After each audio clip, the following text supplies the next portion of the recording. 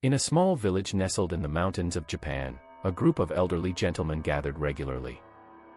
They would sit in a circle, exchanging news, telling stories, and most importantly, drinking tea. These gatherings were more than just social events. They were a cherished tradition that bonded the men together. Among them was the oldest member, Mr. Sato, a wise man with a gaze that reflected wisdom gathered over many years.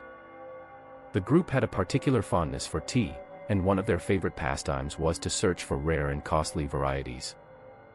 They would experiment with different blends, hoping to create the perfect cup that would surpass all others in taste and aroma. One cool afternoon, it was Mr.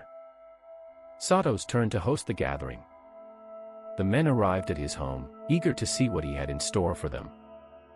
They knew that Mr. Sato had a reputation for his exquisite taste and meticulous preparation, and their anticipation was evident. As they settled into their seats, Mr. Sato began the tea ceremony with great respect.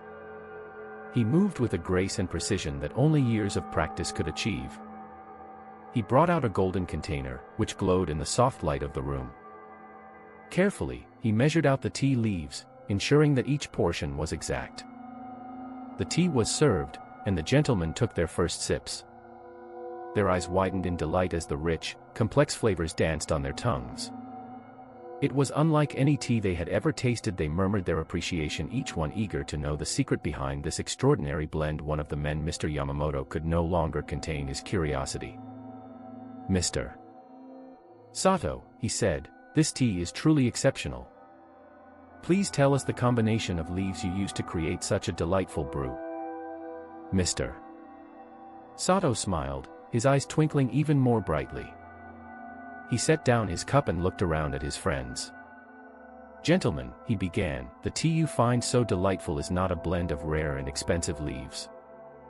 It is, in fact, the same tea that is drunk by the peasants on my farm." The room fell silent as the men absorbed his words. They had expected some exotic and costly mixture, yet here was Mr. Sato telling them that this extraordinary tea was the simplest and most humble of all. Mr.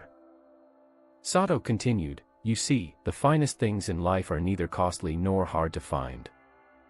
They are often right in front of us, in the everyday moments and simple pleasures that we take for granted."